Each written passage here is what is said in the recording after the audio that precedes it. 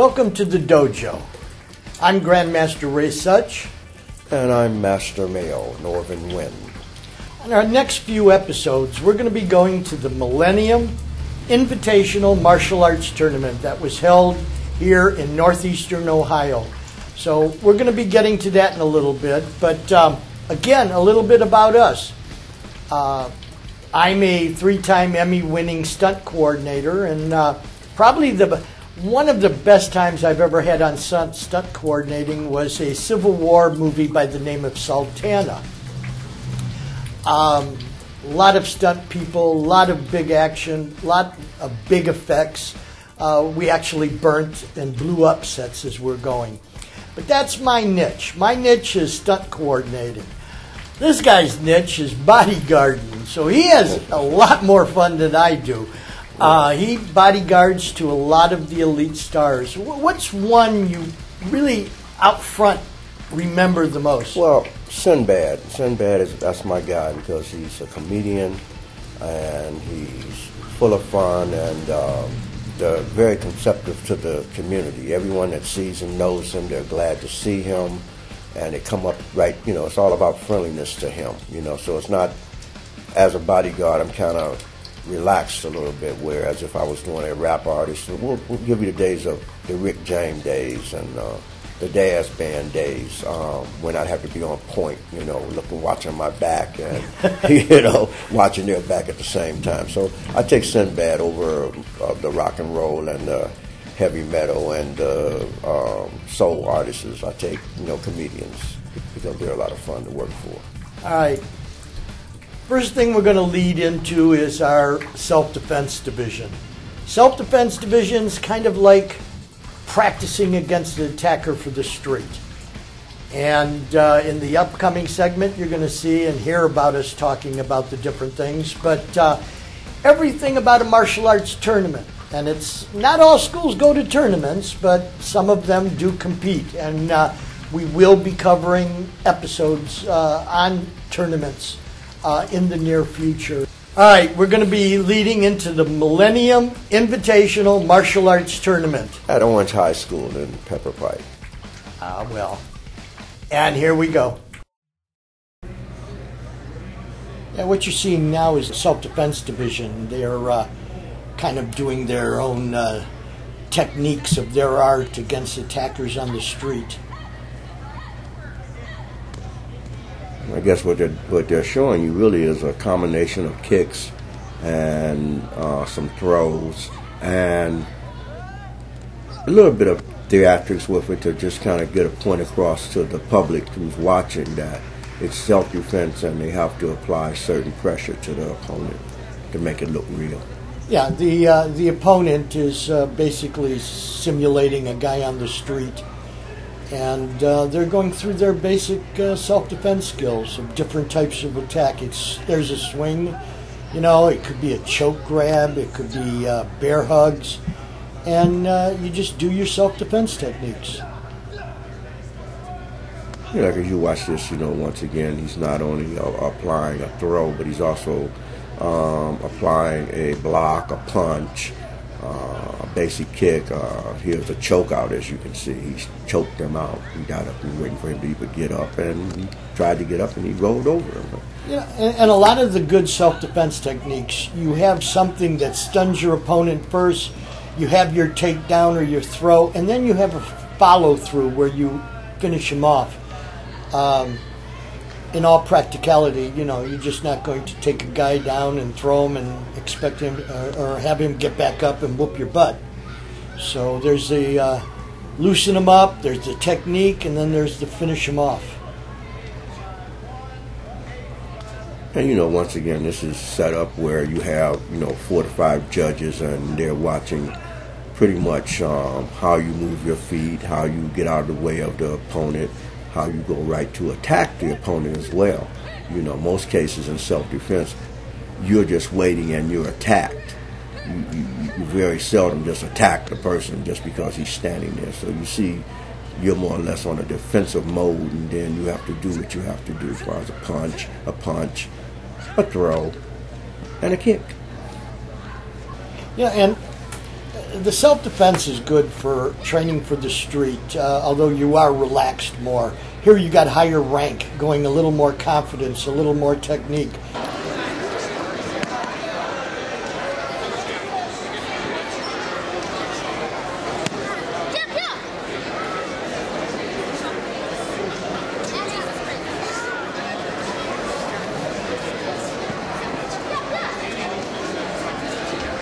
Capable self-defense in ring 8.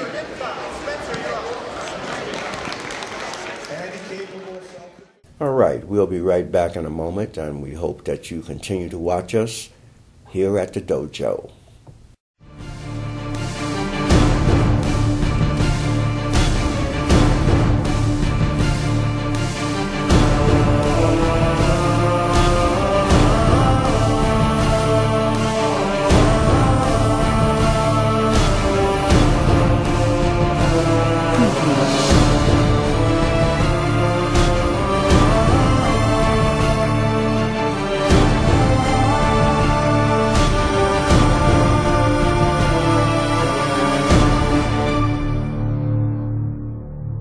In today's world, there is an absolute need to know how to protect yourself. But who has the time or money for lengthy training sessions, with techniques you may not even remember in a time of need, or which can wind up putting you in even more danger? With the Escape and Survive seminars, you will learn effective and easy to remember techniques for getting out of dangerous situations. No complicated moves, no expensive, time-consuming training, just common sense, self-defense. Book your seminar today at escapeandsurvive.com. We're going to be taking you to an interview with Denny James, one of the co-founders of the Millennium Invitational. He, and along with another gentleman by the name of Ron Bayless, which we'll have on a later segment interview, we'll be interviewing Denny coming up now. But how long have you known Denny? I think I've known him about 30 years or so, you know. And his dojo is based out of Mentor, Ohio, so I've had an opportunity to go into his school, and we became friends. I've been part of the circle of masters with him, so I've been knowing him for some years. Yeah, same here. We go back a long time, and our students compete against each other at events and everything. But here we go, interview with Denny James. This is Christina Michelle with the Dojo, and we're still here at the Millennium Invitational. And right now we're talking with Master Instructor Dennis James. Thanks for joining us. Thank you. If you want to just start off, tell us a little bit of your background on who you are in the martial arts. Well, I began my martial arts in 1970 under my instructor, Algene Corellia. Our system is called Kaju Kempo, so 1970 to now. We've had a dojo in the Mentor area since 1979. And I began in 1970. We teach martial arts to kids as young as 3.5. We have a Little Dragon program. We have teens. We have adults. We have a whole bunch of things going. Now, do you teach hard style, soft style? What is your art? Our system's called Kaju Kempo, and it's not exactly like the Kempo of Tracy's and stuff like that. It's more of a Japanese style. We have a lot more judo, jiu-jitsu involved in it, and it's a little different. So we do a lot of falling, a lot of throwing. And you teach children and adults. Yes. So what would you say is your biggest focus with your students? We have a number of junior warriors. That's the ages of 6 to 12 years old. We're getting a large adult following now, so we're really pleased with that aspect. We have a tremendous preschool kindergarten program, Little Dragons 3.5 to 6. Some of our very, very best black belts have come from that program. And basically they teach on focus and concentration, confidence, eye-mind, body coordination. So we use martial arts skills and drills to get the specific program that we want. And you're also one of the people that runs the Millennium Invitational. Yes. So Myself can you tell us? And Ron Bayless. The Millennium was obviously started in 2000 at the turn of the century, or turn of the millennium. And we've been doing it now for quite a while. We used to do it in the first few years. We did it like in April, May, and then September, October. A few years ago, we rejoined back with the PKC, and we brought it down to one time a year. So it would be primary April or May. Now, with its involvement in the PKC, that means that they can, the competitors can get their points for the ranking system. Right. They have a lot of different divisions there. They rank anything from Chimbara, which is the padded weapons fighting, to takedown, tap out, weapons, forms, stuff, so forth. There's two ways to be rated with PKC in Ohio. One is, of course, the national circuit, getting national points, and the other one is the Ohio State Championships, where through the series of state in the state of Ohio, we determine the winner. That's great. Now, what does the martial arts mean to you? I mean, what would you say is the most important thing about, how it's changed your life? Pretty much confidence building is one of the key things, one of the key benefits of doing the martial arts. I see a lot of students, and even myself when I first started, may have had low self-esteem for whatever reason, even though I've always been athletic.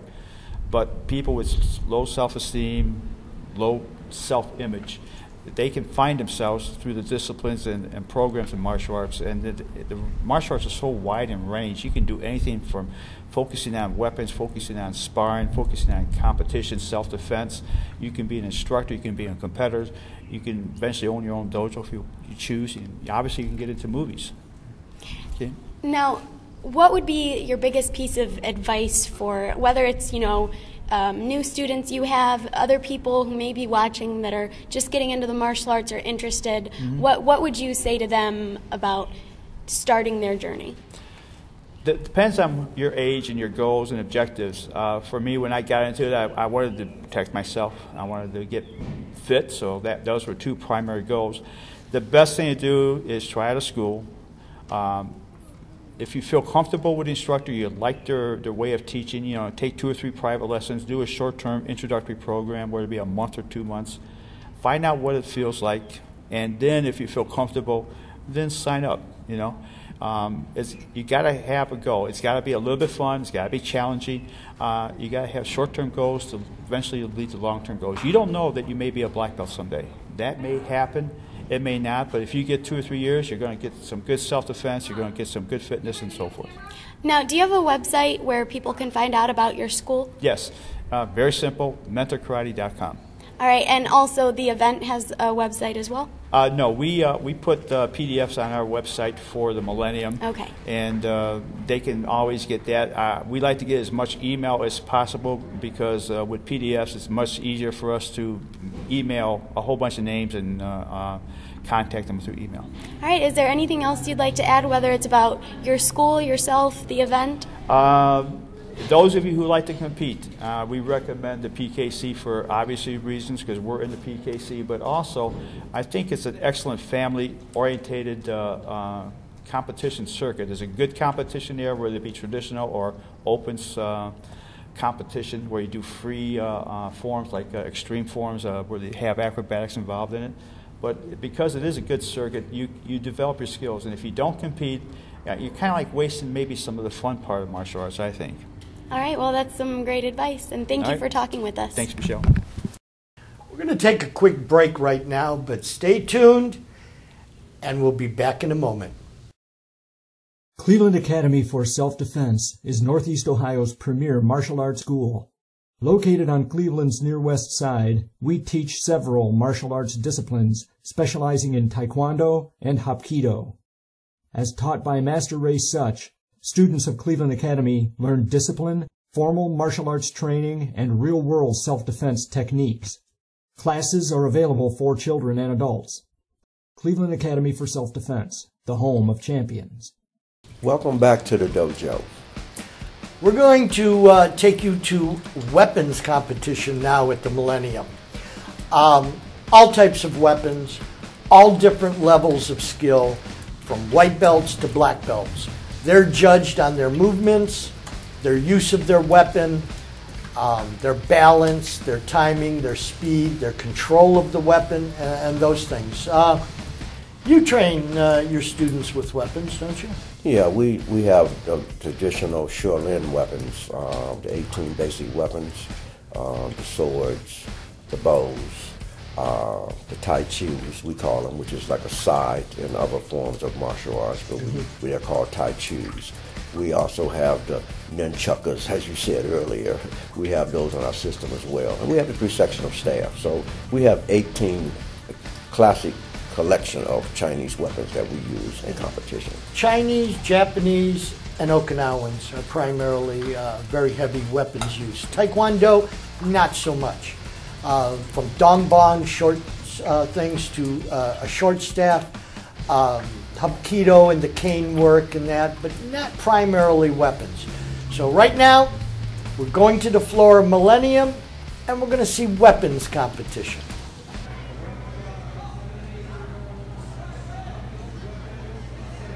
They're going to judge the individuals by their stances, their blocks, their moves, but an extension of their body, which is the weapons. In this particular case, it's the kamas. They're like sickles. Many of the weapons were farm implements in the Asian countries, and when traditional weapons were banned, they resorted to taking farm implements and turning them into weapons.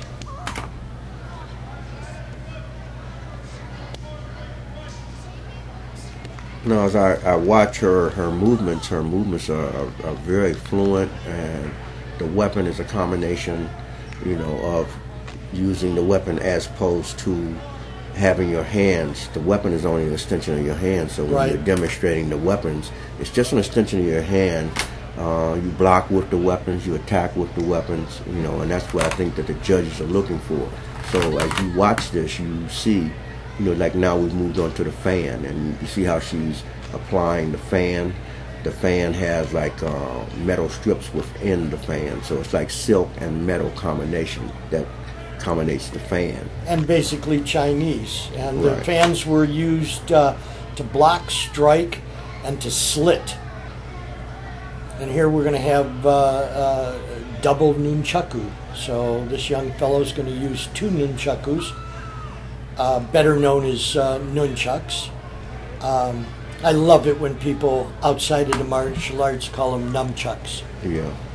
Nunchucks for the abbreviation, nunchaku for the arts or the weapons. And he's flowing pretty good. And again, you can easily hurt yourself with one of these. Although I notice more and more they're using lighter weapons for speed. Now here you got the size. And if you ever watched the movie Elektra, that's her chosen weapon. The size against the sword. In most cases, when size were developed, they were able to, say a person attacked you with a sword, they could actually break the sword. Right. They could stop it with their pitchfork design and then snap the sword by a strong snapping twist to it. Right. And then, of course, you had your side strikes with it, as well as your puncturing wounds with it. You could also trap a wrist into the size and break the wrist. Basically how the sides are set up. You can do many things with them. You can attack. The side basically has 5 different points that you can attack with that. We hope that you continue to watch us, and hey, stay tuned. The dojo is what's happening.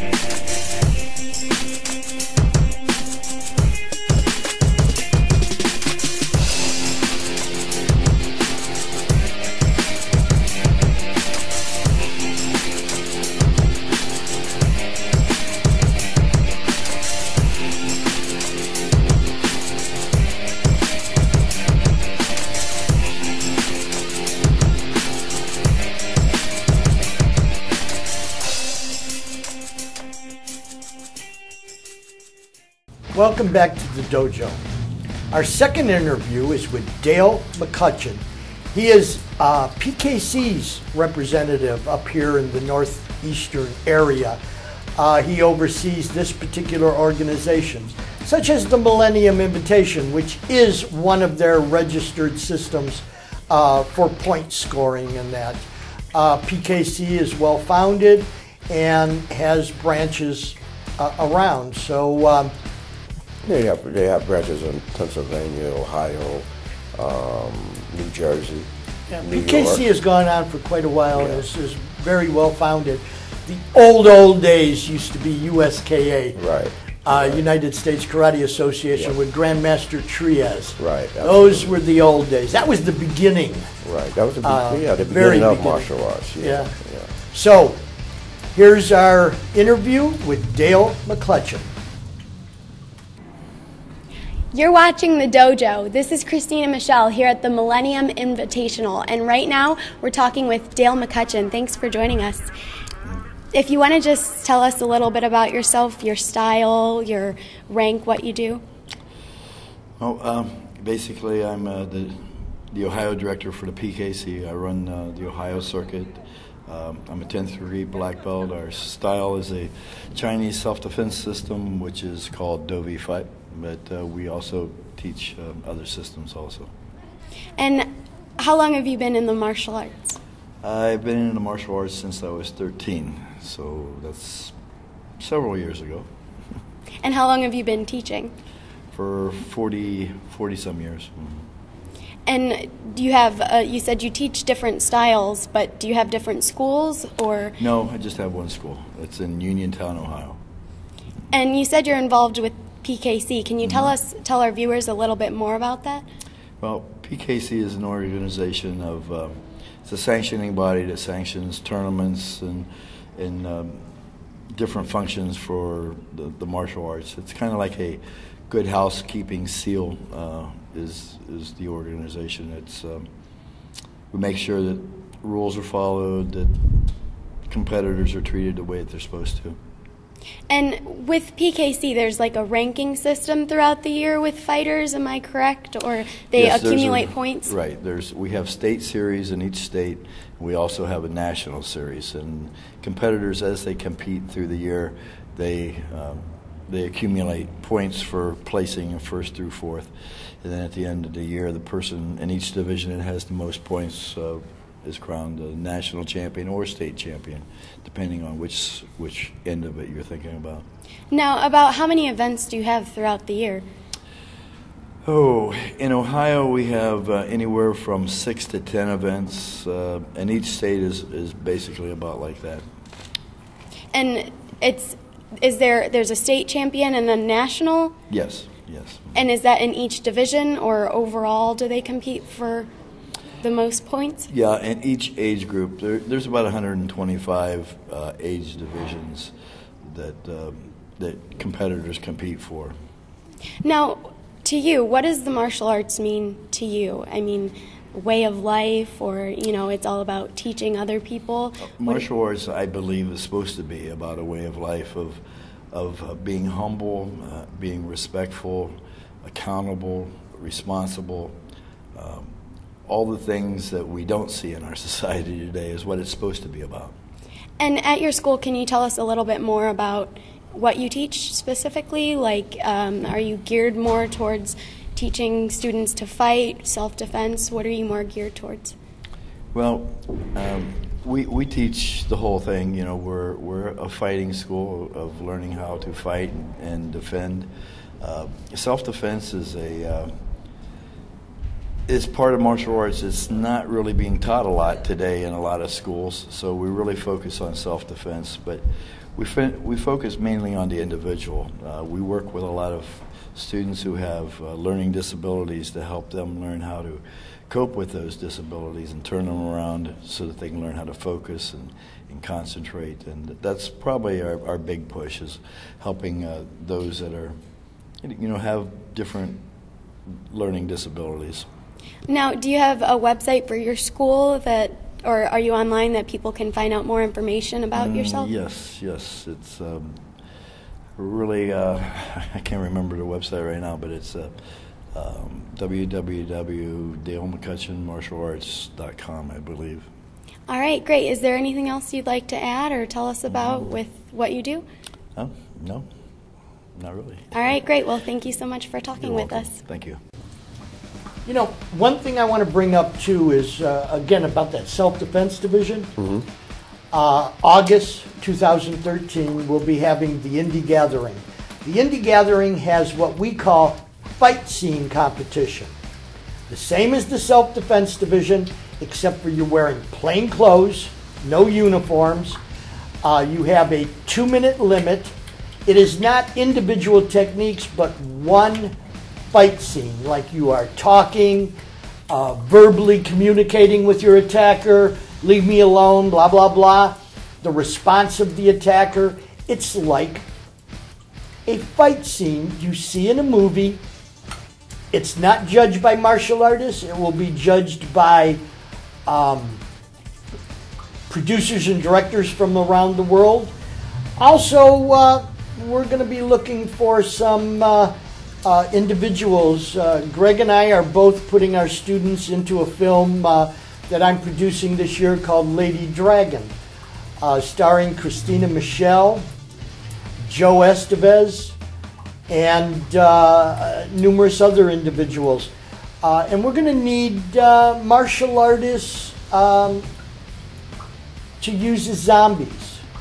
And these will be kind of like kick-butt zombies. So your students, my students, I open it to the other schools. They can contact us at the Cleveland Academy of Self-Defense. And also those that decide to register for the Indie Gathering.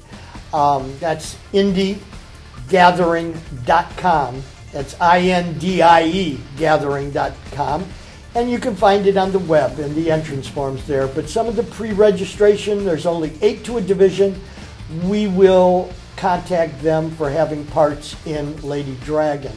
So, today's episode, what do you any thoughts? Well, I'm pleased to be on board. I'm ecstatic about the tournament that we had an opportunity to go to. Oh, wait. I'm going to cut you short there. How old's your son? 5. 5. Yeah. And how did he do in the tournament? He got first place in the weapons division. He got a 3rd in form. And he got disqualified. He was up 4-0. 4-0 and got disqualified. Kicked the little boy in the head, and you know, youngsters, when you're competing and you just make that special hike. Yeah. Mom and Dad can just kiss that registration fee away because you're disqualified. Very expensive tournament. Martial arts is control. A lot of parents think about, all my son does is always use control and everything. Trust me, when you're on the street, you get nervous, you'll drop the control and follow through with your technique. You do what you have to do. But any other thoughts? None, man. Let's just keep on rolling with the dojo and make the dojo happen. In the city, as a world, let's do it. We also want to send out an invitation. If you're watching this on the internet and you're a black belt, competitive black belt, you're a studio owner or instructor, please put together a 4, 5, 6 minute maximum interview with yourself on DVD and send it to us here at the RealTVNetwork.com. You'll see it on the bottom of the screen where we're located. The address is on the website. Send us your interviews. And if you want to view or tape some of your tournaments you're going to or that, send us the footage. We want these competitors to be seen. So, if there's nothing else, I want to thank you for watching the dojo, and look forward to our next episode. And I'd say that's about it. Let's do it.